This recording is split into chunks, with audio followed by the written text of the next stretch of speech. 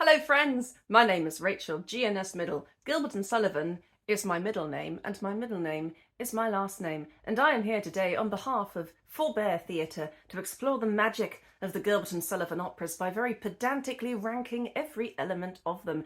And today we are going to be looking at the Act 2 finales, or in the case of Princess Ida, the Act 3 finale. But if I call it the Act 2 finale, I mean the Act 3 finale. So you don't need to tell me I've got it wrong in the comments if I do that. I am filming this on a day which is extremely hot. I've just been out on several errands, and one of them was getting these really cool new glasses, which I think I kind of need these because I've got an eye infection, so I can't put my lenses in, and I need these to look at my scores, but actually it's quite tricky because it means I have to keep my head angled down, because if I do that, all you see is the windows reflected in my glasses. So I may take them off if that gets too annoying and just have to squint at my computer. But how cool are these glasses? I love these. I didn't bother putting makeup on because I knew it was going to just run completely off my face. It's probably like 32 degrees today. I'm just going to look at what the actual temperature is. It is literally 30. That is crazy. It is literally 32 degrees. I was right. I've got a really good inner gauge for temperature, apparently. So what makes a good Act 2 finale? As ever, I've given a mark out of 20 for music and a mark out of 10 for lyrics. And that's really like the beauty of the lyrics, like the meaningfulness of them, how aesthetically pleasing they are.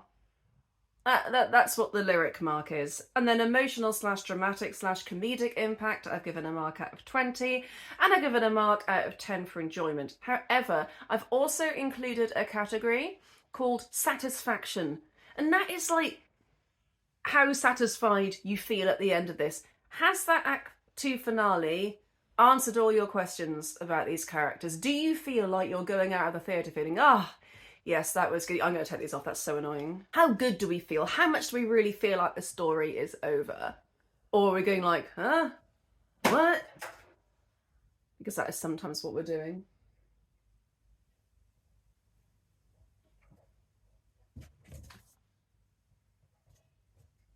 Go on, Kitty, you can do it. You can do it, Kitty. Boing! So there are 14 Act 2 finales on this list, and we actually do have a really wide range of marks for this. I only had to fiddle a little bit just to get rid of a couple of ties, and those ties, it was really obvious to me which one came higher and which one came lower, so I just fiddled with a couple of marks just to make sure they all have a different mark. It just makes us go a little bit more smoothly. So, with that in mind, let's get started with number 14, which, unsurprisingly, is their first one, which is We Can't Stand This from THESPIS. I had to look that one up because I'd actually forgotten what that one was called. It's not actually clear where that one starts. So, the trouble is with this one, as ever, we don't have the music for THESPIS. And I've only given it an 8 out of 10 for music because, honestly, the lyrics are so disjointed and the different sections scan so differently. That was very elegantly said, Rachel. Well done. The different sections scan so differently that I cannot imagine that anything Sullivan did would have got more than an 8. It's just so disjointed. Like in the same way that Sorcerer duet was that I don't like, that I have wrought such evil with my spells. There's just so many different little sections here. Let me just read out the lyrics of this for you so I can show you just how weak this is compared to Gilbert's usual work. We can't stand this, we can't stand this, it's much too strong. We can't stand this, it would be wrong, extremely wrong. If we stood this, if we stand this, if we stand this, we can't stand this. Daphne, Sparky and Nicemus. Great Jove, this interference is more than we can stand. Of them make a clearance with your majestic hand. Jupiter. This cool audacity, it beats us hollow. I'm Jupiter, Mars. I'm Mars, Apollo. I'm Apollo. That's like the only bit of it I like. I quite like that. So yeah, I know I'm also talking about lyrics here, but I'm just trying to impress upon you. I really don't think the music could have been good for this because it's just so disjointed. Jupiter, Mars and Apollo have quitted their dwellings of men. Surely it's the dwellings of men. I don't know. The other gods quickly will follow, and what will become of us then? Oh, pardon us, Jove and Apollo. Pardon us, Jupiter, Mars. Oh, see us in misery wallow, cursing our terrible stars. This goes so well with the Baker Henty one. Jupiter, Mars and Apollo have quitted the dwellings of men. The other gods quickly will follow, and what have become of us then? That goes really well with that bit. I wonder if that was that, because maybe I'm just so used to hearing it sung to that music that I can't imagine it in a different way. Let us remain, we beg of you pleadingly. Let them remain, they beg of us pleadingly. Life on Olympus suits us exceedingly. Life on Olympus suits them exceedingly. Let us remain, we pray. And why are the gods just echoing what the thespians are saying? Do they want the mortals to remain? Because Jupiter, Mars and Apollo don't. So what's going on? Let them remain, they pray in humility. If we are shown some little ability... This is just lazy, Gilbert. This is just like someone got a rhyming dictionary for Christmas. Is this Gilbert's first musical? Because I know he was a straight play writer. Did he write any musicals before this? Did he write any opera before this? I could probably look that up on Wikipedia, but I'm not going to. I'd rather someone tell me in the comments. Enough your reign is ended upon this sacred hill. Let him be apprehended and learn our awful will. Away to earth, contemptible comedian, and hear our curse before we set you free. You shall all be eminent tragedians, whom no one ever goes to see. Just the accusative after the verb.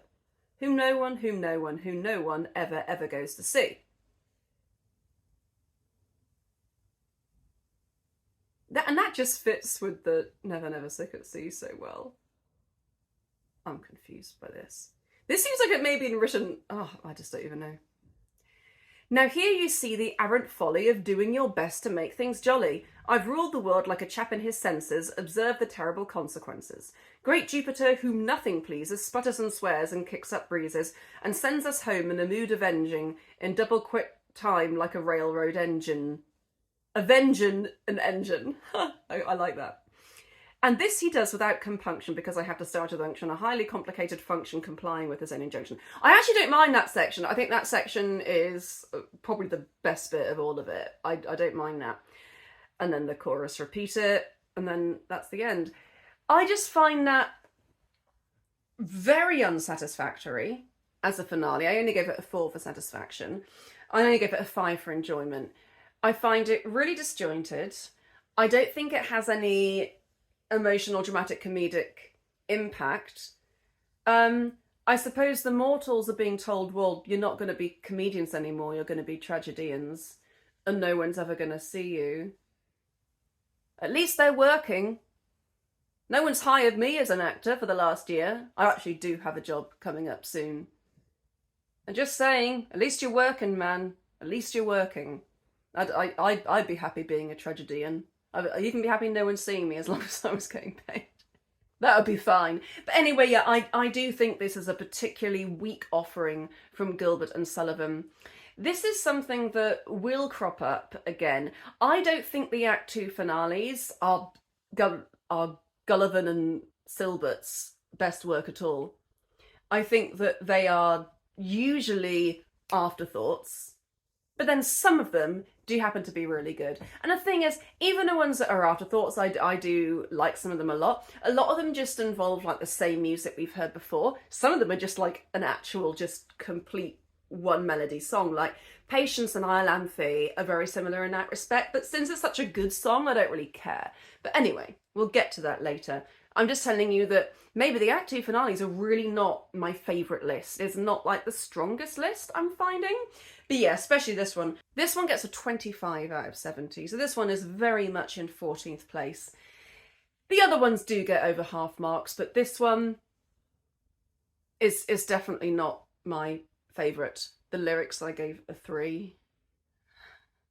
So usually I would say, I like this one, just not quite as much as the others on this list. I actually don't like this one.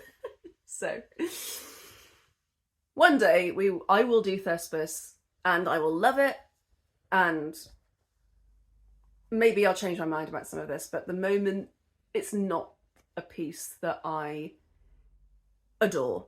And this is probably, the ending is probably like the worst part of it for me, because nothing really gets resolved. In 13th place, we have Oh Joy, Oh Rapture from HMS Pinafore. As one of my Forbarians said, probably the first mashup in, well, certainly in GNS, but maybe even in opera? I don't know. You tell me. So, I gave this one in total a 39 out of 70. So it's not egregious. I just don't find it particularly inspiring. It gets a relatively low satisfaction mark. I only gave it a 5. I think the trouble is, and again I can hear Mini Joanna and Mini Will talking in my ear here, but the fact that there are so many different tunes and the transitions between them are not terribly elegant, it feels like it grinds to a halt over and over again, and it's less well-composed music and more just, oh yeah, that tune, oh yeah, that tune, but it's not done in such a way that feels like a convincing piece in itself. I still gave it a 10 out of 20 for music. I thought it deserved half marks at least, and I gave the lyrics a 6. I do think that the way the old tunes were adapted to fit the new situation was somewhat satisfactory. For he loves Little Buttercup, dear Little Buttercup, though I could never tell why. But still he loves Buttercup, dear Little Buttercup, sweet Little Buttercup I. It's just not the most inspiring lyrics, really, is it? I am the monarch of the sea, and when I've married thee, I'll be true to the devotion that your love implants, that my love implants. Then goodbye to your sisters and your cousins and your aunts, especially your cousins whom you reckon up by dozens. Yeah, that's all right. I give it a 6, and that's quite a funny bit. He is the captain of the Pinafore, and though before my fall I was captain of you all, I'm a member of the crew. They're just saying what's happening. It's fine, but there's just not really any emotional, dramatic, comedic impact. I only give that a 10. It's just everything's happened, everything's fixed, and it's fine. Like, I do not hate this at all. I gave it a 6. No, I gave it a 7 for enjoyment. There's nothing wrong with this number at all. It's just, as I say, not particularly inspiring, and it grinds to a halt over and over again, and some of those transitions are a bit grating, and it just seems that like Gilbert and Sullivan haven't really quite found a way to get these transitions really good. As I say, it was the same problem in the Sorcerer in that duet. A lot of the transitions in the Sorcerer are actually really good, but that duet wasn't good. HMS Pinafore suffers with this in the Act 1 finale as well. Even the Pirates of Penzance continue to suffer with this a bit. Sullivan only really, I think, properly gets the hang of these transitions once Patience comes along, and then IOLANTHE. And even IOLANTHE had a few little stop-start sections in that Act 1 finale. But certainly, this is just not an example of good composing, in my opinion. Could I have done better? Absolutely not, but it is 13th on this list, and by all means, if you would like to fight for it and explain why it should have come higher, please do so. I'll be very, very happy to chat about it. Number 12 on this list is from The Sorcerer, Or He or I Must Die. Again, I don't think this one is particularly musically or lyrically strong. I gave it an 11 for music and I gave it 5 for lyrics. Where I think it is good is its emotional, dramatic, comedic impact. I gave it a 14 for that. Most of that, though, is John Wellington Wells dying. And I absolutely love that section. I find it extremely moving. Apropos of the speech that I made in my Paterolles video with Will back when I was in America. I really want to see The Sorcerer being done where John Wellington Wells has the same kind of dramatic art as Jack Point. Because it is a similar dramatic art. And he actually dies at the end, like he canonically dies, and it is explicitly said he does. To popular opinion, thus I yield. Be happy all. Leave me to my despair. I go. It matters not with whom or where. This is so sad. And then the wonderful juxtaposition of then everyone's like, oh my adored one. What I would really, really like, if this is possible one day, is to have a production of this where John Wellington Wells is, I mean, he wouldn't be audibly screaming because that would actually get in the way of the music and the lyrics, but where it actually takes him quite a while to die, and perhaps like somebody comes out of a trapdoor like Aramani's, because I would always put the Aramani's scene in the future.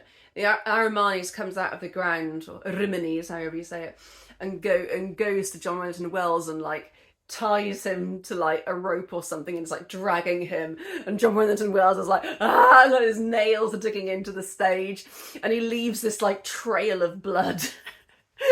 And everyone's just going, the eggs and the ham and the strawberry jam. Just kind of reminding everyone, these people are psychopaths. They've just killed a perfectly innocent man for literally no reason. There is no interpretation of this plot that actually makes this situation Wells's fault. It is psychotic and barbaric that he is dead at the end of this. And this is like way sadder and more traumatizing of an ending than Yeomen. Discuss. At least in Yeomen, you know, he doesn't necessarily die. But in this, this is horrifying. This man is getting dragged to hell. Did you ever see that film, Dragged to Hell? I never watched the whole thing, but I've definitely seen a clip of this woman, like, dissolving into hell, like, through these train tracks, and it was really scary. Like, that's what I imagine, if you had, like, video editing and could do that, and it was a film. That's what would be happening. Hell would open up and suck John Wellington Wells into it. And everyone in the village is just fine with that. And then again, this oh my adored one, oh beloved boy. I can't stand this. I only give this a 5 for satisfaction. Maybe I should have given it less, actually. I can't stand it, because if they already had partners to begin with, what on earth is Alexis doing? Why is he saying, oh, these people should be coupled in holy matrimony? Were they all too shy or something to confess to their partners before? Maybe that's what it is, but it's not said, is it? But they just go back to these people as if nothing happened. But back to people that they apparently weren't with, because Alexis was saying they were all single. So basically, this poor salesman just died for nothing. And yeah, it's ludicrous. And there's a part of me that kind of loves the horror of it. And as long as I think that you could direct it in such a way that made people totally aware of the horrifying nature of this, I think this actually could be quite a nice finale. And yeah, who doesn't love Now to the Banquet We Press? That is a great bit. And I love the fact that the 4 principals sing and then the next 4 principals sing. It's very jolly and it ends nicely. So I do think that musically, like me, not really lyrically, but musically and just generally enjoyment-wise, I do think it definitely beats the other two.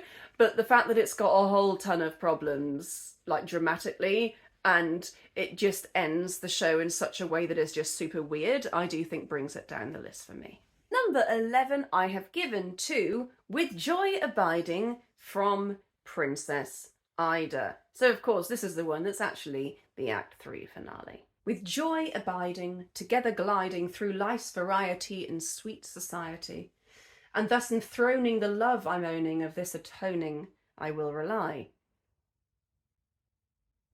What's she saying there? On this atoning, she's like atoning for not giving in to Hilarian's love earlier? Is that what it is? together gliding through life's variety in sweet society. But in a world as a broken toy, we've just established that the world is broken, and that is the case. This world is completely messed up and broken.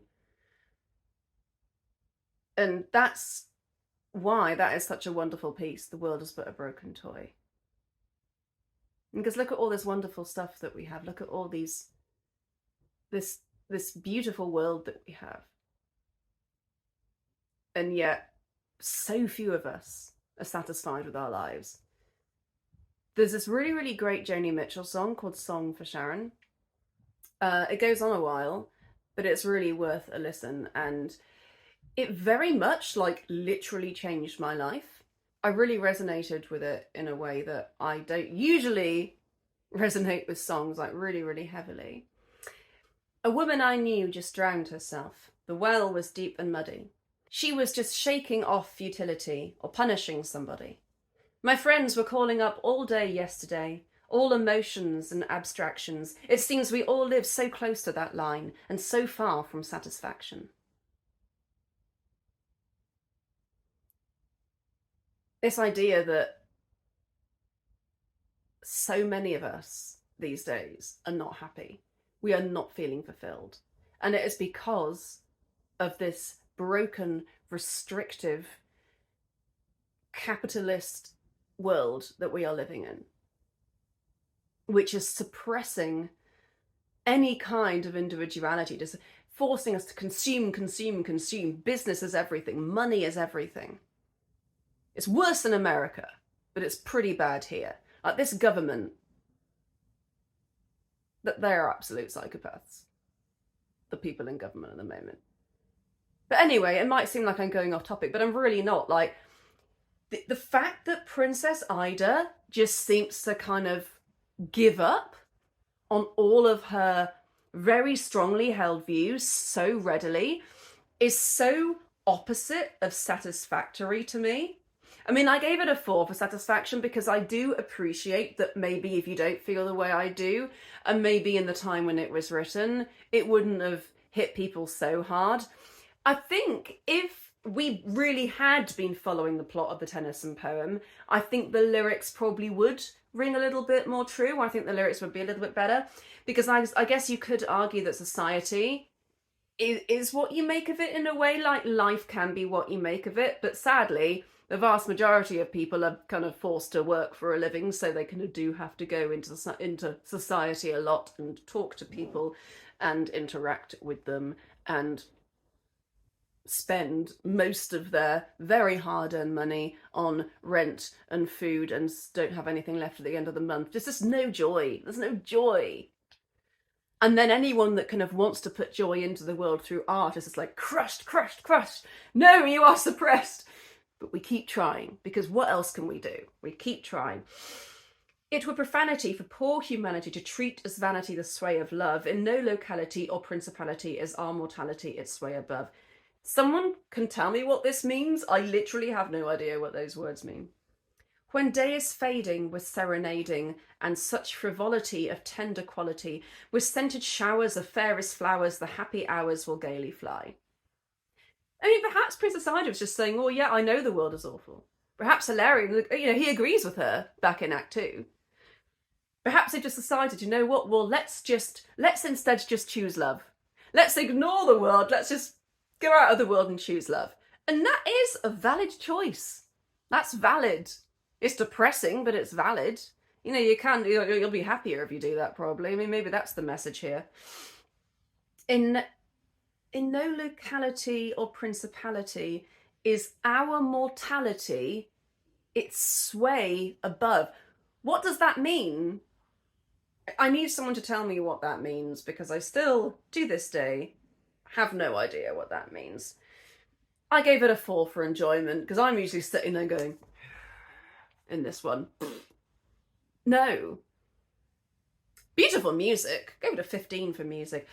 I gave it a 15 rather than like a 16, 17, because I feel like we have heard this complete tune before. Yeah, it's got a little coda on the end, which we didn't have, but essentially it's just that same tune before. So minus a couple of points for just lack of imagination there. I actually did give it a 7 for lyrics because I appreciate the beauty of the poetry, but then I just docked it a few marks because I just think they just lack meaning. I don't get what they're talking about. Apart from all the things I've just said, there are sections where I literally do not know what they are saying. And that is not good, you know? I don't think it's that I'm stupid. I think these words are very hard to understand. Like, please tell me if you also have trouble understanding these words, because I certainly do. So now with number 10, we're starting to get into the ones that I really like. And that certainly I get quite a lot of enjoyment from listening to them. In fact, this one has a really high enjoyment mark. I gave this an 8 out of 10 for enjoyment. It's a bop, this one. It's really like fun to listen to and to dance to, and it's a cool one. And that is With Joy Unbounded from Trial by Jury. Where it falls down is I've only given it an 11 for its emotional, dramatic, comedic impact, but it got decent marks everywhere else. Gave it a 13 for music and a 6 for lyrics. I gave it a 7 for satisfaction and an 8 for enjoyment, as I said. Its 7 for satisfaction is because I do appreciate that it ends. It ties up the loose ends and in quite a funny way, but I do think that in the real world, this is not something that a human being would really be satisfied with. I mean, I guess you can play it that Angeline doesn't really want to get married. And it was like, oh, what? Ah! But then she says that she's happy. And everyone else is like, oh, great, that's the end. Which is, you know, a typical ludicrous ending to a GNS opera. So I don't mind that it's like a bit ridiculous, but it means that maybe it doesn't feel like totally satisfying as an ending. We haven't really kind of wrapped up every loose end there. There's still a few questions unanswered there, I think. But generally, what I love about this is just the combination of all its elements. I just find it really joyful and dancey. I think what I like most of all about it is that section where it seems to me that such as he, a judge is he, and a good judge too. My pronouns are all over the place, but you know the bit I mean. For I am a judge and a good judge too. And I think, weirdly enough, like better than the one at the HMS Pinafore Act 2 finale, this one manages that transition like a little bit better because it's just so sudden. But if you got that really clean, I think it would go really nicely. With joy unbounded, with bells unbounded. But yeah, it only gets a 13 musically because it is ostensibly like quite simple. But that kind of dancey quality of it seems to me for such as she, a judge is he, and a good judge too. A joy unbounded, a dance around it, the nelly sounded for grief and woe. It seems to me that such, yeah, it is. It's really fun, and it's one that gives me serotonin.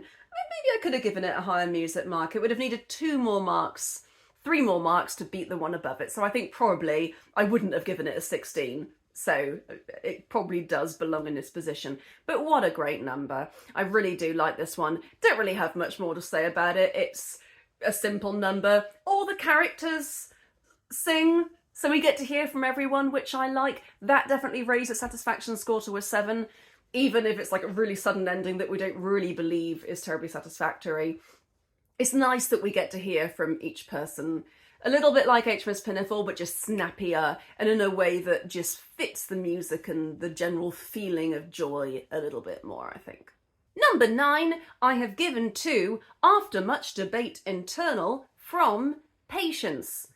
Now, this one, much like the 2 that follow it, actually, it's really interesting how these 3 ended up together because they all are the same kind of thing, which means that it is just one song, it's just one tune that we have already heard the entirety of. I think in the one I'm about to talk about next, they do have a slightly different ending, but generally, this and the 2 I'm going to talk about next all fit into the category of ones where they've just completely reused a song.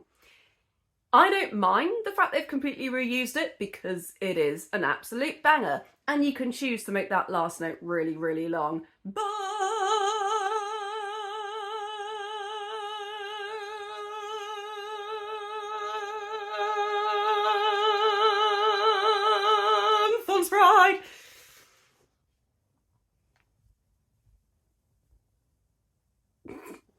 gave this a 7 for lyrics. I do like the fact that they've changed it ever so slightly, and the lyrics flow nicely, they're very pretty.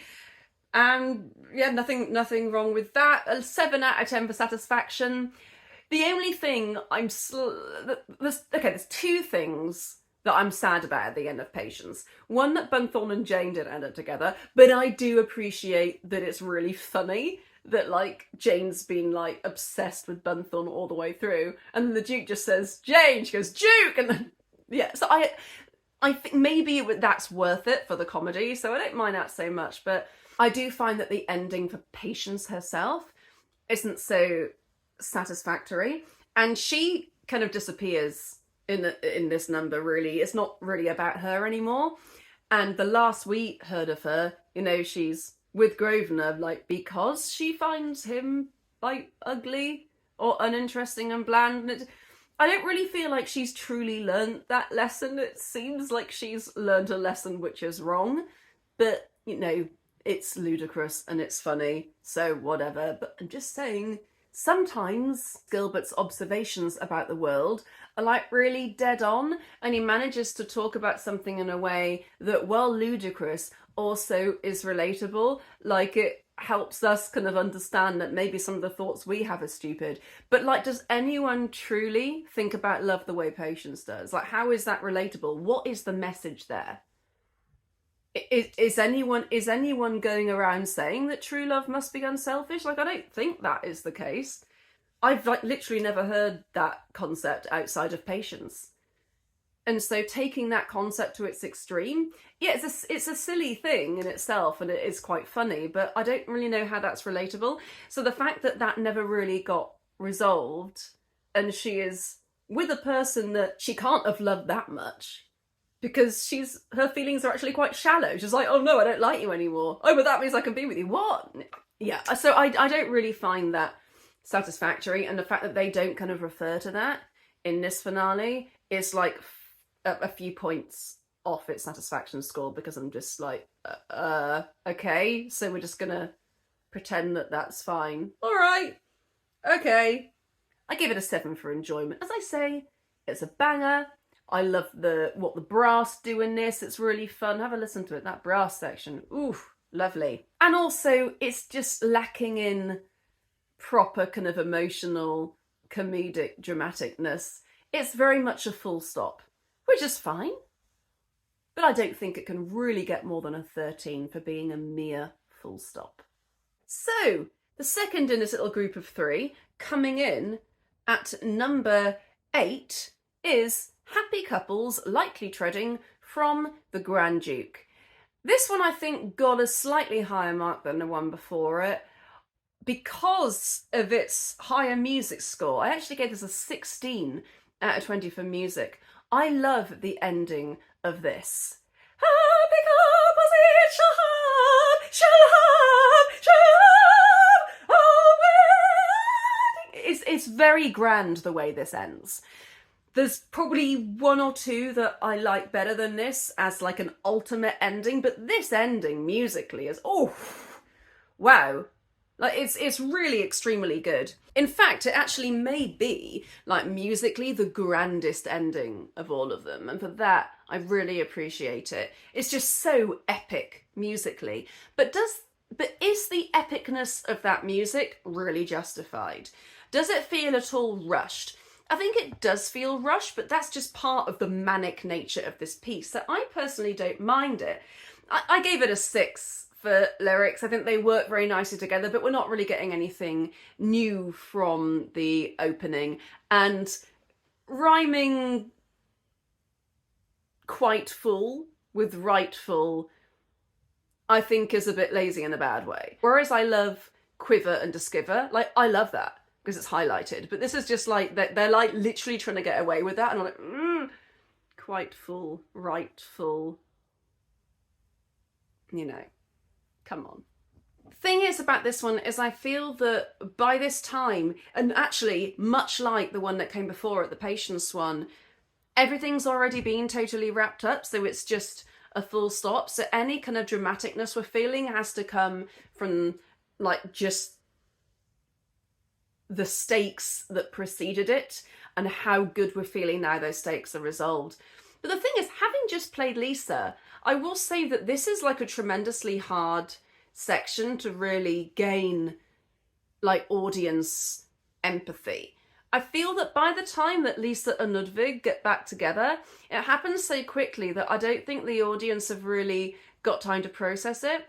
And I remember that Lisa has her incredible...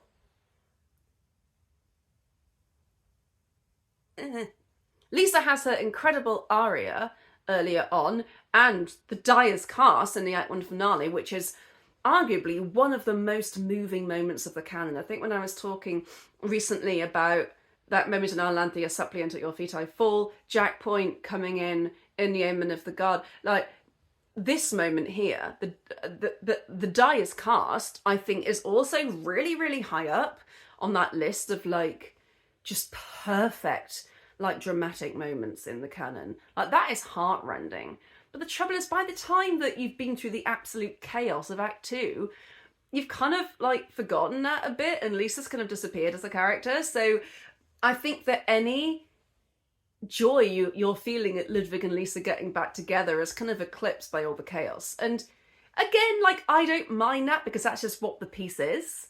But it does mean that as a result, you're not really feeling too many like emotions, I think, during this number. You're just like, oh, it's over, this is the last piece. You're no longer hurting on behalf of Lisa because just so much craziness has happened since then. Is that a problem? I don't think so.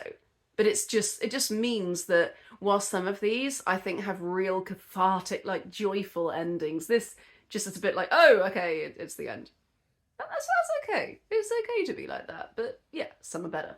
I gave this one a 6 for satisfaction. As I say, it's a little bit rushed and we don't really get to luxuriate in these couples actually getting together. Like, think about what a journey we've been on with these characters, and then it is just ever so slightly rushed at the end, which is good for the flow of the piece and good for the avant-garde, panto-esque, weird nature of it, but it's not so good for the characters and not so good for us empathising with them or feeling anything for them. So while I think that the Grand Duke as a whole is a very emotional piece and does show a lot of real human energy, the ending is not the most, like, powerfully emotional of all of them. Emotionally powerful of all of them. Now we are on to number 7 of 14, which is, much like the other two, an example of there being a complete song which we have already heard somewhere in the canon. And this one is Soon As We May from Iolanthe. The thing is, while this one as well, I've only given a 13 for music and a 6 for lyrics, and I only gave it actually a 14 for emotional, dramatic, comedic impact. I gave it one more mark than the other two. And I also gave it higher satisfaction and enjoyment scores. I gave it an 8 for both of those, actually. The reason this one comes a bit higher than Happy Couples and After Much Debate Internal is that because we've just had that amazing scene, which I love when I did my IOLANTHE dialogue video, and that incredibly moving number, My Lord, a suppliant at thy feet I fall, and rest it so it be, oh my god, it may not be, for so the fates decide, know that a Phyllis is my promise, bride, no, forbear.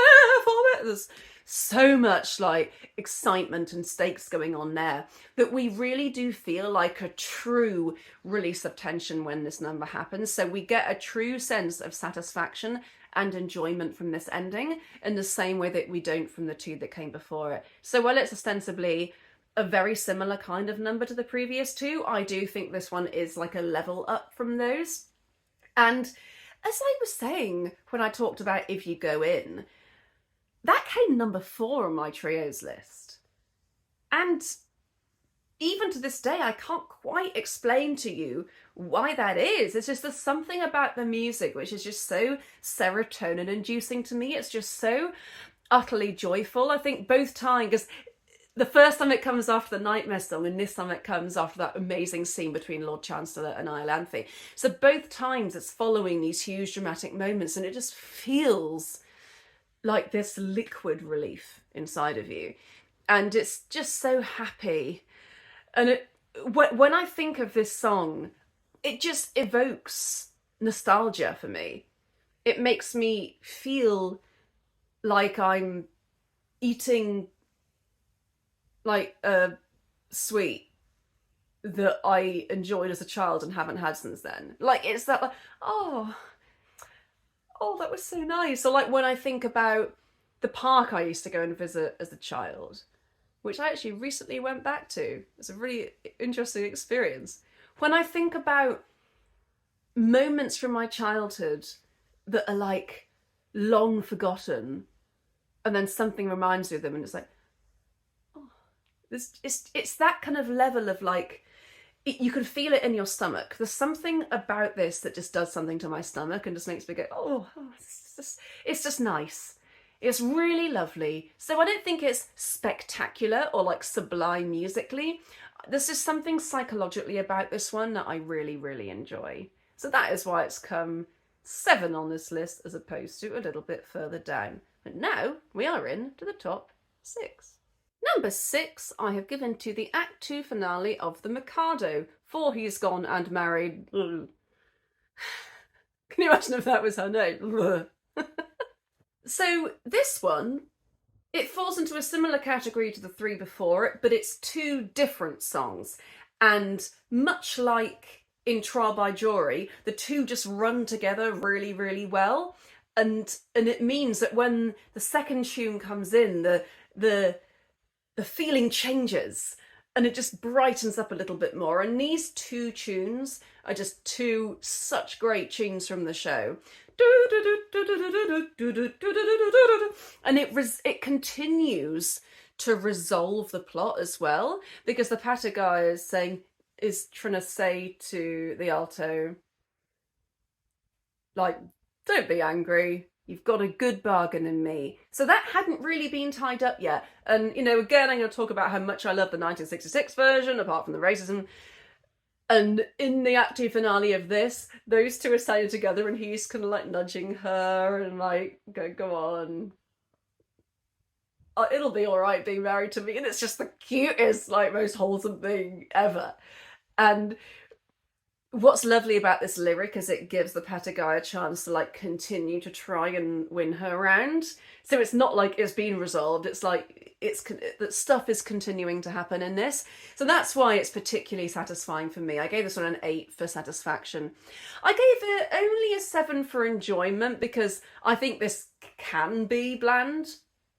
You know, if you don't focus on how amazing the music is and don't really focus on those like dramatic moments. And like the love of the romantic couple and just how joyful absolutely everyone on the stage is. I can see how if a lot of directors follow this kind of idea that in the Mikado the chorus is singing wallpaper. They don't have to be, but they usually are. So I can imagine that this one may just be bland if it's not directed imaginary. If it's not directed with imagination. And now that we're hearing the restating of those lyrics, the threatened cloud has passed away and fairly shines the dawning day. It's true this time. They really have got rid of that threat, because before it was still joy, but the joy was limited in the sense that the tenor's going to be executed in a month. But this time, it's all resolved and they are all free and happy individuals. And again, this music just evokes such joy in me. It's just such a beautiful piece. And, you know, again, I only gave it a 13 for emotional, dramatic, comedic impact, because it's not particularly funny. Unless, like, there's humour from the fact that, oh, the alto's so old and ugly and we're still kind of laughing at that. But there's nothing, like, new. The lyrics in it aren't, like, particularly hilarious. They're just very happy. And much like the IOLANTHE Act 2 finale, I just listen to this and I feel like a profound sense of, like, ah, that's really, really nice. But, you know, I don't feel I can give it more than an 8 for satisfaction, because it is just 2 tunes we've heard before. And I feel a real sense of satisfaction when it's like a big diversion from what those tunes have been like previously. Like when they have like a proper coda on the end. Grand Duke did do this really well, but yeah, of course, Grand Duke had those other problems that I talked about. But this one, really, really love it. Think it's a fantastic ending to a fantastic show. But I do think that there are 5 songs that are better than it. We are now into the top 5. Number 5, I have given to an Act 2 finale that when I directed this, I actively did not like this, and I almost cut it and use a different version. So this is When a Man Has Been a Naughty Baronet from Ruddigore, and I'm thinking of the ending, like the Basingstoke ending, and not the change into 3/4 for "Oh, happy that anyone kissed behind the bee," because I think that's really stupid. It's so jarring, because I just listened to I was listening to all of these earlier on to make sure I got them in the right order, and I was listening to the Ohio version because they had When a Man Has Been a Naughty Baronet. The official Doyle Cart recording doesn't even have that. It's crazy how many people don't use that ending. Because the reason, I'll tell you why I didn't like it, like years and years ago. I didn't like it because of that one phrase that goes, "For to settle in the town." Because in my opinion, that never ever sounds good. Because for a start, you're saying, "For to settle." It's very difficult to get that word out. And you have to stagger the breath. And it just means that it's going to sound messy, really, however you do it. So I guess if you are going to do that, like, that all needs so much work to get even vaguely clean. But I don't think I've ever heard that done well. Because it's so hard to get that right. But I would say that theoretically, the music is really good. "For to settle in the town of Basingstoke, for to settle in the town of Basingstoke, they want all enough to matter from the sin of sin and sorrow, for to settle in the town of Basingstoke." I did get a kick out of that when I did it in the summer. I say in the summer, like dripping with sweat. It is September, but it still feels like summer to me. But I did get a real kick out of singing that. It does feel like there's tension amping up, and then you get to express that. So it's a proper coda. And in fact, it's not even a song we've heard before. We've not heard the When the Naughty Man Has Been a Baronet. No, When a Man Has Been a Naughty Baronet. We've heard Lily When Kissed by the Bee, but we've not heard "For happy the lily when kissed by the bee, but happier than any, but happier than any." How great is that? I used to not like that. I thought it was a bit strange, but now that I think once I was actually in that 2-week run of Ruddigore that I did for Forbear Theatre back in 2015 now, I really changed my mind about that finale, and now I do really like it. But I still do maintain that my initial reason for not liking it is valid, and that settle phrase I just don't like. I just wish there was like a alternately written bit just for that section. But yeah, 16 out of 20 for music. I really like the music here. But I only gave it a 5 for lyrics just because I didn't really like that settle. I think that's just a bit lazy. "For to settle in the town." So it gets a 5 purely for that. Which seems a bit harsh, but I definitely think it's in the right place. I think when you see what's above this, you'll agree that this one definitely belongs here, even if I was to give it a couple more marks. But I do like, I mean, hey, when I was Margaret, prompted by a keen desire to evoke all the blessed calm of matrimony's yoke, we will toddle aloft tomorrow from the scene of sin and sorrow, for to settle in the town of Basingstoke. That is really fun. I do enjoy that. Maybe I should have given it 1 mark more. It wouldn't have affected its overall placement, I don't think. But yeah, it's actually all right. I just hate that settle bit. What do I think about this ending? I like the fact that, much like in Trial by Jury, they are kind of cycling through each person and we're hearing what they think about the situation. So yeah, we've not really properly heard from Dick Dauntless.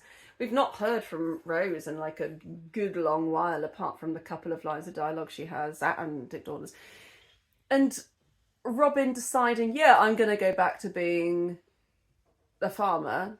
That's that's great. That is information we didn't have before. Because, of course, now Rupert is the bad baronet of Ruddigore, which my boyfriend did exceedingly well. In fact, I'm just going to include this amazing footage of my boyfriend here so people can actually see how good he is. Great uncle! Yes, what? Allow me to present you. Sir Rupert Murgatroyd! What? Baronet of Ruddigore! Fallacy somewhere! Go. Wasn't that good? Wasn't that the best Rupert Murgatroyd you have ever seen in your life? Again, though, this one slightly suffers from something the others suffer from. I still gave it a 14 out of 20, but it doesn't really have like a huge emotional / comedic / dramatic impact because the story's over. And again, this is not a problem. It's just that there's a couple of these numbers that the story isn't quite over. So they just get a higher mark because more stuff happens. It's like, oh my god. So they will naturally be the ones that get the higher marks, and so this one it only gets a 14 for that. But I still love it a lot. But I did give this one a 9 for satisfaction. It's more because of what I was saying earlier about just hearing from each person, and it's really wrapping up all these loose ends. And even though they're ending about the ghosts, they shouldn't have died at all. I know that's not even what the ending should be. There's actually like another ending, but I've only ever done it that way. I don't think I've ever done the other ending when I've done Ruddigore. It's only ever been the ghost coming back. And yeah, that's a bit silly. Like, oh yes, it's unaliving oneself is a crime. And so you actually oughtn't never to have died at all. Oh, we're alive. Maybe that's not like wholly satisfactory, which is why I only gave it a 9, not a 10. But the actual content of the song, I love. I think it's really nice how Dick Dauntless ends up with Zora. That gives Zora a little bit more stage time and a bit more focus on her. Fabulous. And overall, I gave it a 7 out of 10 for enjoyment. Probably just because of that weird settled bit. But then after that, the for to settle in the... Before that, for to settle in the town of Basingstoke. For to settle in the town of Basingstoke. That's nice. And then oh, happy the lily one kissed by the bee. Gotta love those dotted rhythms. So yeah, overall, really like this number. There is a reason this number came 5th. Now, this number and the next one, this was where there was a tie, and I had to decide what was going to break that tie. And many of you won't agree with me, but I do think I've done the right thing. So number 4 is, and now you could call this Sighing Softly to the River, or you could call it Now What Is This? I'm kind of calling it Now What Is This? I'm really just taking it from there. I don't think it would have affected its score if I'd gone from Sighing Softly. I don't think it really would have made a whole lot of difference. Maybe it would have upped its music score by like 1 point. Maybe. But I think that the true finale does start here, because Sighing Softly is very much a number in itself. So I hope you will agree with me that that maybe is the kind of correct place to start it. And I did give it a really high lyric mark. I gave it an 8 for lyrics. I think that the lyrics at the end of Pirates are great, and they're really funny as well. We charge you yield in Queen Victoria's name. We triumph now with humbled mien because of all our faults. We love our queen. It's just such a great ending. And I do get a lot of satisfaction from it as well. 8 out of 10 for satisfaction. It's ludicrous. This is like such a good example of how Gilbert is totally employing this complete deus ex machina. Like, oh, they're a nobleman all along, which, like, you don't get any impression of that earlier. I mean, apart from maybe in the fact that these pirates were never really very good pirates. Maybe they just didn't have it in them to be violent. But of course, that raises a whole other issue. Is noblemen are kind of inherently, like, in their blood, like, more peaceful than people who are actually pirates, so which I think is a bit problematic. Like, I don't really want to get into that, but I think ultimately they were just ineffectual pirates because Gilbert's choruses are usually just very sweet and nice, with the exception of the Piers chorus. That's kind of why the Piers chorus is kind of a bit unusual and fun. But the pirates are just so sweet, apart from when they get a bit aggravated and cat-like tread and want to try and attack the policeman. But yeah, I do like this pirates chorus. I've given this a 7 out of 10 for enjoyment. I think there are bits of it that are kind of musically a little bit basic. I have heard several versions of this music. I gave it a 13 for music. I don't particularly like the restate of Poor Wandering 1. I find it a bit sudden, and I don't know, there's something about it which feels unsatisfactory to me. Even though I gave this an 8 for satisfaction in general, I've kind of docked that off the music score. I don't think that Poor Wandering 1 is the best tune in GNS. It feels odd to bring that back when we've not heard that tune in a really long time. It's a lovely tune, but it's not a particularly rousing one. But I will say that the coda at the end is, I think, really beautiful. The take on, take on, take on. And that is an example of a bit of music in the Pirates of Penzance where, even though I have played Mabel like 8 times now, I don't think I've ever sung the Act 2 finale, like, you know, the Poor Wandering 1 section. I don't think I've ever sung that completely correctly. I get so confused with what that is, and I'm always making mistakes. I mean, I'm always singing something that fits with the chord. Like, you'd never notice that I was doing something wrong unless you really knew it. But I'm never really very confident with what that is, despite, you know, I always look at the music before I sing. But, you know, you get complacent with parts you know really well, and that is quite hard to learn. Anyway, so this moves, and now what is this, and what is that, and why does father leave his rest at such a time of night as this, so very and completely distressed? To father is and always was the most methodical of men, is his, and that's so funny, because it's like the Major General's trying to get a word in, and they just keep singing. So that's really, really funny. And then the pirates of despair. Yes, we're the pirates of despair. The transitions are good there. Frederick here, oh joy, oh rapture, summon your men and effect their capture. Frederick, save us, beautiful Mabel, I would if I could, but I am not able. One of the best lines in GNS. It's great. There's a reason it got 8 for lyrics.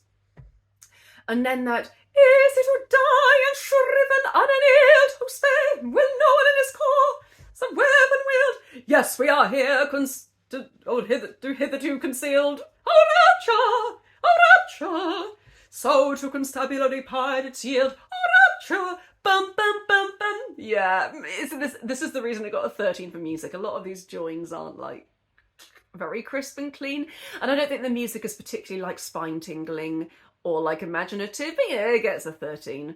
It gets a solid 2-2 rather than a 2-1 in my Gilbert and Sullivan University. Because that kind of pause before, we triumph now, I always find a bit, and I always find that the chorus try and slow down that, at the central, and the conductor always has a really hard time just trying to get them to stay in time. So like, yeah, the music here is not amazing. Criminal court. To gain a brief advantage you have contrived, but your proud triumph will not be long-lived. I love that kind of incorrect rhyme. Brilliant. Don't stay your orphans, for we know that game. On your allegiance with a stronger claim. We charge you yield. We charge you yield in Queen Victoria's name. So this one gets a 16 out of 20 for its emotional, dramatic, comedic impact. I think that the stakes in Pirates are maybe not as high as some of the other ones, apart from in Mabel and Frederick's duet. The stakes are like very high then. But it doesn't really feel in Pirates like the stakes are particularly real. I think that's something it does suffer from, because it's such a whimsical, silly piece that I don't think they quite earn the status of being like really, really dramatic. Whereas in other Yeomen of the Guard, I have to preserve the higher marks in this category for ones like Yeomen of the Guard, really. But this one does get a 16 out of 20, which is an extremely good mark. And that's because it's funny. it's kind of emotional, but it's certainly like these people are feeling real fear. And the way that gets resolved is also very funny. And then there's like another twist, and these are all noblemen who have gone wrong. They are all noblemen who have gone wrong. There's also an ending here where they can go back into the Major General theme, but I don't particularly like that. Like, it is okay, but I prefer when people don't do that. I prefer just the standard ending, because there's oh, spare us, they are all noblemen who have gone wrong. It does something like that. Then, what, all noblemen? Yes, all noblemen. Well, nearly all. Okay. But yeah, well, I'm not talking about that because I'm not thinking about that.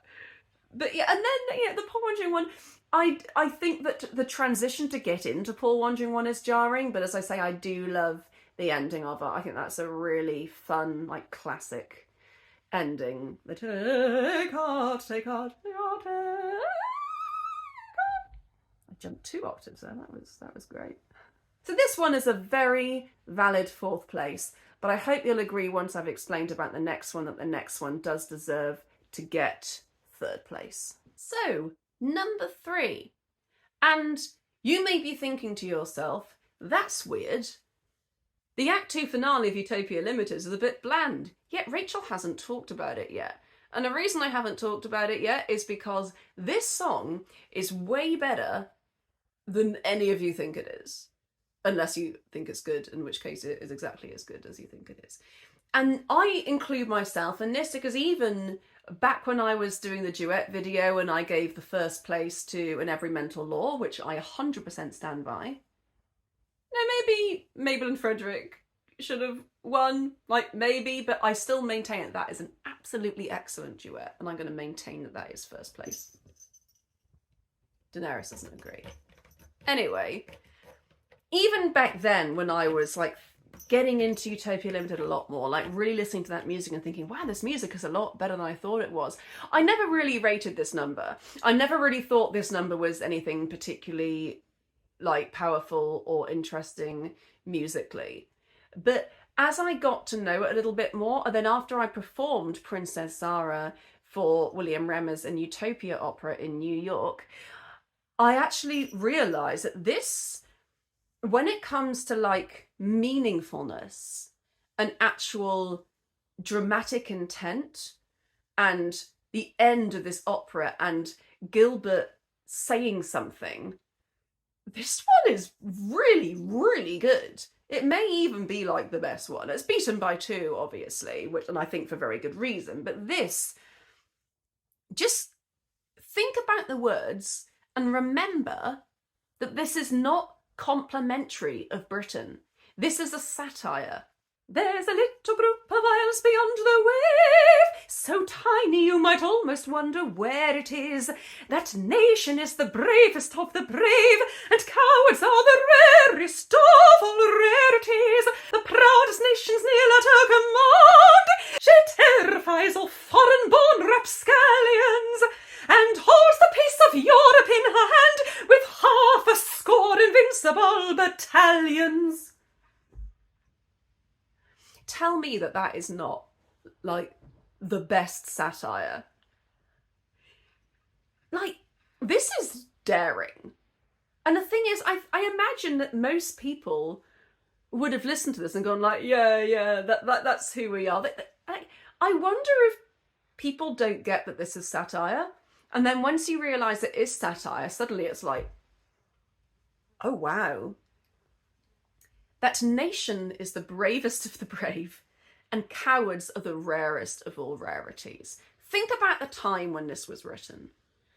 This was written during a time, I mean, the actual countries involved escape me. Like, I know it was the southern part of the continent of Africa, maybe even South Africa, but certainly a lot of this was during, I believe, like the big scramble for Africa, where the UK and the Netherlands as well were all like trying to colonize bits of Africa and claim their resources for themselves. So they were kind of invading these cultures, picking them apart, and in a way that they still do today, because I think people think that we've like left Africa alone, but we definitely have not. I mean, there are so many African leaders, like, I mean, I can get more into this if people want me to, but there are so many African leaders who like mysteriously disappeared when they try to like take back control of their resources. But currently, like, a lot of the African leaders are like trapped in these trade deals with more prosperous countries, and there's just no way they can use their resources for themselves. Like, Africa contains the most resource rich countries in the world, and yet they are unable to use any of that wealth themselves because they are just completely still governed by the US, the UK, other countries as well. It is very disgusting, and it's something that people should educate themselves more about, including me. This is the thing I only really recently learned about. If anyone has any good reading material on this that they want to recommend in the comments, please do that, because I would love to like learn more about this topic, and I'm sure other people listening to this would really like that too. But it's something that we can all educate ourselves a bit more on. We kind of think that, oh, Britain was bad in the past, but you know, we've learned from that now. Oh, have we? Have we? And then cowards are the rarest of all rarities. They're not saying that there are no cowards in Britain, they're saying the opposite. Like, the ludicrousness of people believing this, that we are a nation that we should be proud of. Like, look what we've just done. We just imposed economic sanctions on ourselves. We just got out of the European Union. And now, like, the news, like, even though people can't afford to heat their homes or feed their families, the news is completely overwhelmed with stories of like small boats crossings and like how awful it is that people want to like seek refuge in this country, or like escaping from war-torn, especially Afghanistan, which is like, we caused the problem. Like, yeah, I think it was mostly America's fault, but you know, but we were also part of that problem as well. Like, we also exited out of Afghanistan and just let the Taliban take over, and but then we're saying, oh no, but then we're not going to allow all these people to come to the country because they're different from us. They look different. It's fine for Ukrainians because they're mostly white, but we can't have anyone with a different skin colour. And it's just so obvious. There's so much racism. There's so much transphobia. I mean, like, think about all the problems that we're facing in this country, like crumbling school buildings. Like, people are starving. People can't afford their rent anymore. People can't afford their mortgages anymore. And yet the news is dominated by people asking politicians the question, what do you think a woman is? Who cares? Oh my God. Just stop it. Just leave people alone. Let people live their lives.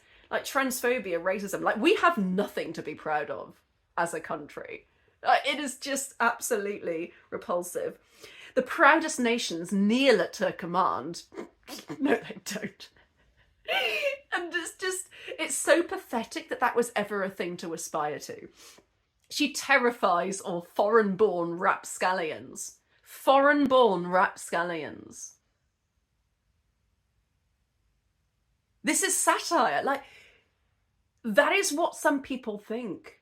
Wow, we are so great to be born British, and I am proud of that. Can you imagine even having that mindset, thinking we are better than these other countries in Europe? We're gonna leave and get our sovereignty. Like, we don't want to be part of this European Act of Human Rights. I mean, we don't want to be tied into some European charter, which Winston Churchill wrote. Oh yeah, whoops. It's fascism. We are going slowly into fascism, and hopefully we'll stop it, because the thing is, the difference between now and back in the 1930s is that we do have these extra channels. And the thing is, if I suddenly disappear, like, you'll then know it's fascism. That we have all these extra channels now to try and like get out the message that this is happening. And so I think it's less likely we'll actually go down to true fascism, but it is because people like me and people in much higher positions who are much braver, who are actually kind of going out and, I mean, I don't really go out and protest, I'm too socially anxious, but So I'm doing barely anything other than just talking about it, but there are people out there, like in prison, there are people out there actually really putting their lives on the line to risk getting this message out to people, and I really, really appreciate those people. She holds the peace of Europe in her hand. Which I guess, like, to an extent, I guess we could argue that that maybe was true in, like, the Second World War. Because I do think that Britain as a whole, like the act of Britain joining in the Second World War, when I guess they didn't have to. I mean, it was part of Edward VIII abdicating was really, really important because he was kind of friendly with Hitler. Like that he was kind of a fascist himself. So the fact that he abdicated was a really good thing. But there was still a possibility, you know, right up until the late 30s, when Britain may have actually sided with fascism. Like, it was not a complete certainty that we would be on the Allied side in that war. But the fact that we joined in that war really did turn the tide, and it really did make a difference. So I think that Britain can be proud of the effort that they made in World War II, like really sacrificing young lives, like especially like World War One, like all the young men that died. It's absolutely horrendous. And World War Two, like, but World War Two, I think that sacrifice is probably a bit more justified because it really did turn the tide. It really did change things. Whereas World War One just seems so futile and hopeless. I have a history degree, remember, so I do know about some of this stuff. So it's just, I hope you can understand like how much meaning this song has. It's a totally new tune. We've not heard this in the opera. And it starts off with Rule Britannia, but in this kind of like quite sinister way. There are so many sinister overtones in this song. Like when it finishes, you then get you get this kind of weird clashy, dissonant, but quite grandiose tune in the brass. It really shows how like, yeah, like Britain is actually a pretty disgusting country. And I don't know if Gilbert really intended it to come across quite that harshly, but he certainly didn't mean the lyrics to be the truth. This is certainly meant to be satire. We haven't any slummeries in England. Like Utopia Limited, for all its faults that people talk about, is actually one of the most daring and powerful plots of all of them. And it has a really, really great ending in that regard. Oh, may we copy all her maxims wise, and imitate her virtues and her charities, and may we, by degrees, acclimatise her parliamentary peculiarities. By doing so, we shall in course of time regenerate completely our entire land. Great Britain is the monarchy sublime to which some add but others do not island. I don't appreciate the second use of that joke in the opera. That's why it didn't get like a perfect lyric mark. I only gave it a 9 for lyrics just because of that one little slip up. But it still gets in total it gets a 55 out of 70, a really high mark. I gave it a 7 for enjoyment because again, much like with the MIKADO, I'm appreciating the... It is maybe quite difficult to get the true ferocity of that message across, and I don't really know if enjoy is the right word. I don't know if you should leave the theatre really thinking, yay, that was a great song. It's more like, oh wow, that's the correct that's the correct reaction to that song. Utopia Limited, like, it's so interesting how, like, in my opinion, the Sorcerer and Utopia Limited actually have a way more sinister, like overtly sinister ending than Yeomen does. But they're not, that's not really the way it goes. But people are just going to go, ha, ha, ha, ha, ha. And it's like, no, listen to the words. See how they're still true today. Like, I heard you, festival audience. I heard you laughing at all those woke jokes, all those pronoun jokes, that Harry and Meghan joke. I hear you. I see you. This is about you, this is. You're the ones being laughed at here. Gilbert was laughing at you. So wake up. That's why it's called being woke. 15 for emotional, dramatic, comedic impact. It's not at all funny, so I couldn't really give it higher than a 15. And again, like, Yes, it is really good satire, and for me it has a very powerful impact, but I appreciate it might not have the same impact on everyone.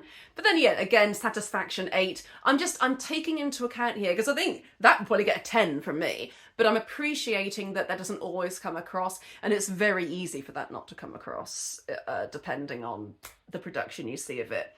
But yeah, that is a very long time that I just talked about one number, but it deserves it, because I need you guys to understand that I'm not just kind of thinking, oh, I'm just going to mark all the really wacky ones up really high because I'm just trying to be different and get more views. Like, no, I genuinely think that this is an excellent Act 2 finale, and I really encourage you all to listen to it with fresh ears. That sinister bit at the end, and just them all standing there powerfully thinking, we have now taken over this culture. We are going to slowly eradicate it, and there's nothing they can do about it. That's the kind of country that Britain is. That is what we have to be proud of. That was heavy, that one. So moving on to something a bit lighter. Ha ha ha. In number 2, we have Comes the Pretty Young Bride from the Yeomen of the Guard. I was very surprised actually that this wasn't number 1. I just automatically assumed this one would be number 1. And in this one, the transitions work perfectly. This one gets a 20 out of 20 for music. I've only given it an 8 out of 20 for lyrics. I don't think the lyrics are maybe quite as inspired as some of the other ones, but certainly absolutely lovely. Satisfaction, I've given it an 8. Enjoyment, I've given it an 8. Again, I just don't feel that enjoyment's really the right word to use. Do we get catharsis from it? Yes, of course we do. I gave it an 18 for emotional, dramatic, comedic impact. The 18, rather than like higher, is because it's not in the least bit funny.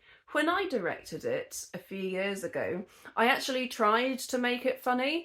In places I tried to make it so, in fact, I won't like ruin it for you just in case I do it again and do it better, because I only came up with the idea the night before the show.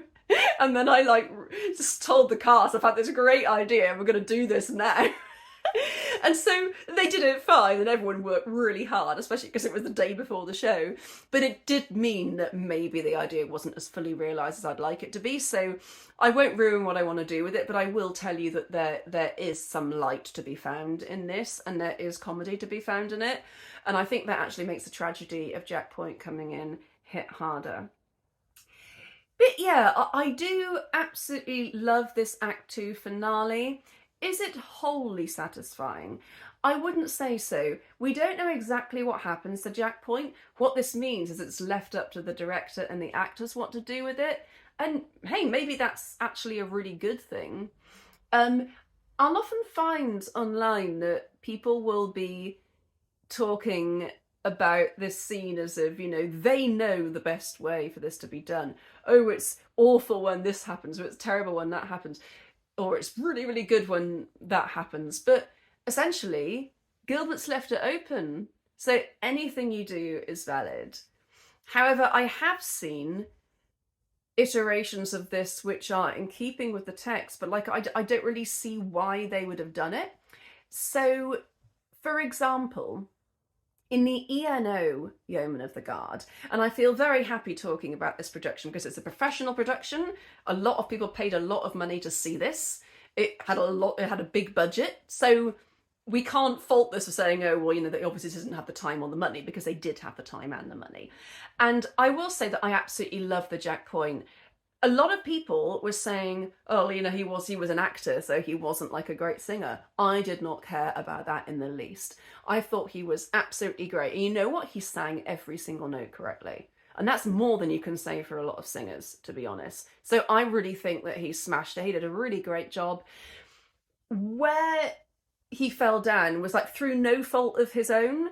It was more that just because there was such an age gap between him and Elsie, I understand that age gap relationships do exist, and there's absolutely no problem with that as long as it's fully consensual and the relationship was always between two adults and like it was never involving anyone who was underage. It's completely fine. People can do what they want to do. But she is only meant to be 17, but we won't get it. We'll just call her an adult. I just feel that in this instance, it made him less sympathetic in this final scene. because it made him look very, very desperate. And he was giving off a lot of nice guy energy.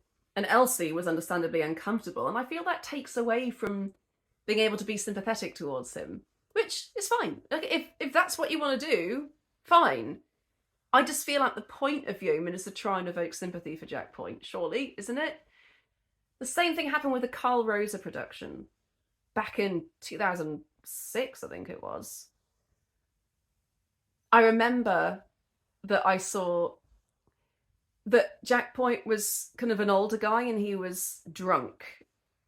And again, he was just kind of quite aggressive and unlikable. And it meant that I'm not really sure what directors are saying when they make Jack Point like really desperate and unlikable. Like, are you just trying to make people feel uncomfortable? Like, what are you saying? Like, what is that uncomfortableness doing? Like, because Utopia Limited, that Act 2 finale, is making people feel uncomfortable, but for a very good reason. Because sometimes people should feel uncomfortable. Sometimes people should be shown the unpleasant realities of the world. Whereas this is like, why are you making people feel uncomfortable with this? Like, what are you saying when you say that? And that's what I don't really get. So I do appreciate, I've docked a couple of marks here and there, just being aware that because this is open to interpretation, I think a lot of interpretations just make me feel a bit uncomfortable. But they are valid, and if you want to do that, do it. In fact, keep doing it, because then I'll be the only one that does it in a nice way. And then I'll get all the jobs of directing Yeomen of the Guard. I happen to think it's just better when Jack Point's a bit more sympathetic. And I wish it was more overtly that, to kind of stop directors from doing this. But, you know, if they want to do it, they do it. It's fine. So that is where it loses maybe a couple of marks for me. But that music, though, I mean, 20 out of 20 for music. I think one of my favourite bits, actually, is the "Sir, I obey, I am thy bride,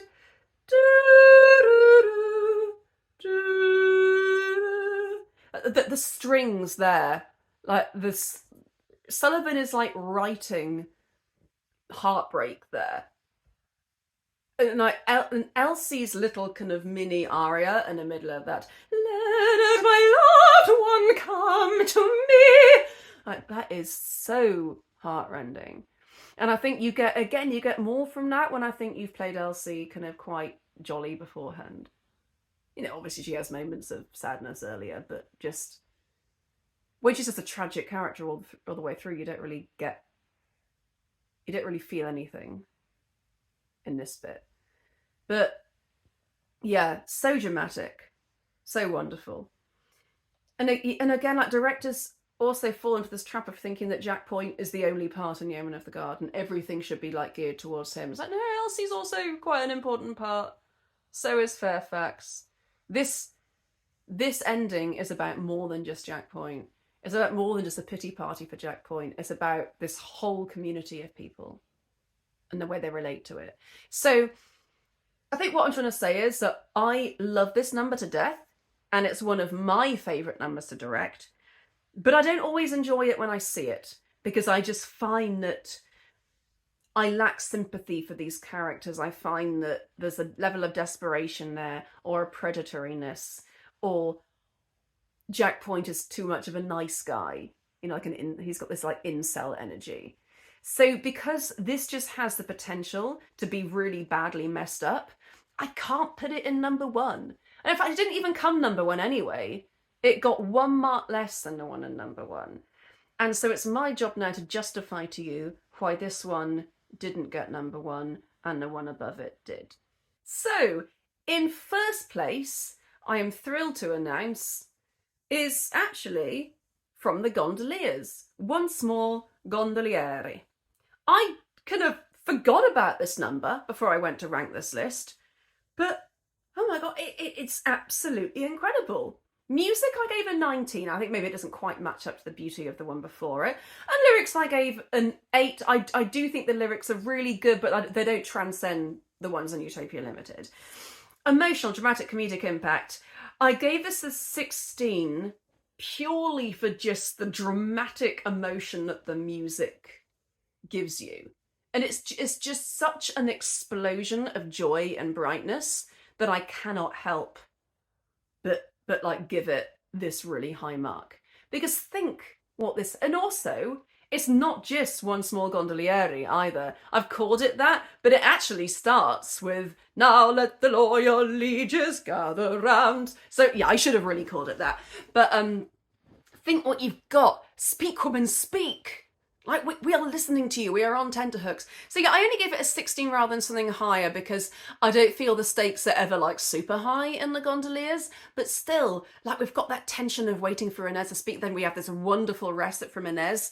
And then she reveals it's Lewis. It's like, "Lewis, Casilda, is this?" Like this, the opera as a whole did not earn this incredible finale. Because it's been so low stakes and quite wet in a few places. I mean, I'm gonna release my dialogue video later today, actually, and I think this one will probably be coming out in a couple of weeks. But I absolutely adore the ending of the Gondoliers. It's the best ending. It's got absolutely everything. It's so dramatic. But then you get this deflation, like, "What, Lewis? Huh?" And he comes in like, "What?" Oh. And what's funny is when Lewis appears shocked, even though he's like dressed as a king. There's so much scope for comedy there in that reveal. And the lovely quartet. The statement we receive to the side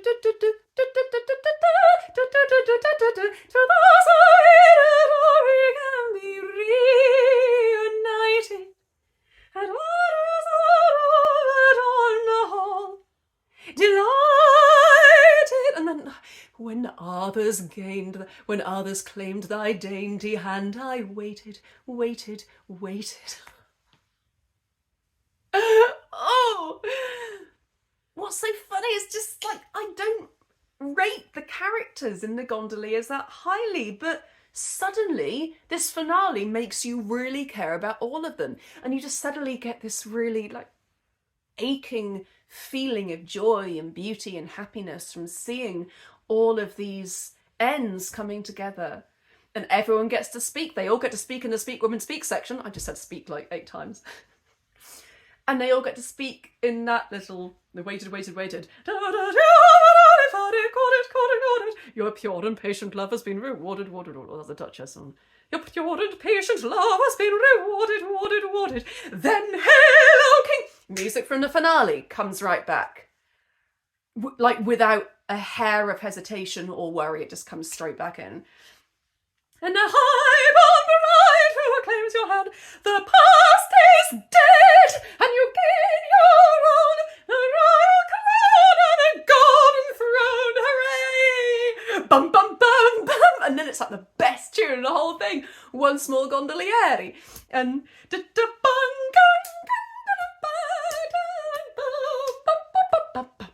once more, gondoliere, Pascal fallen very free from this quandary, contented are we, royalty,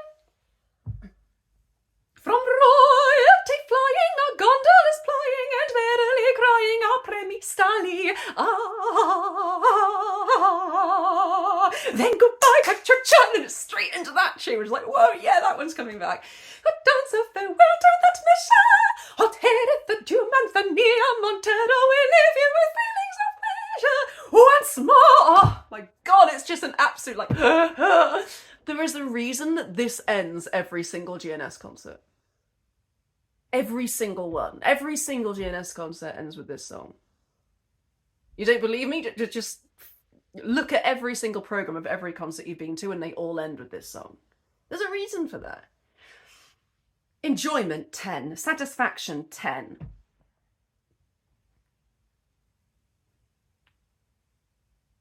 Is there a better number than this? This is so spectacular.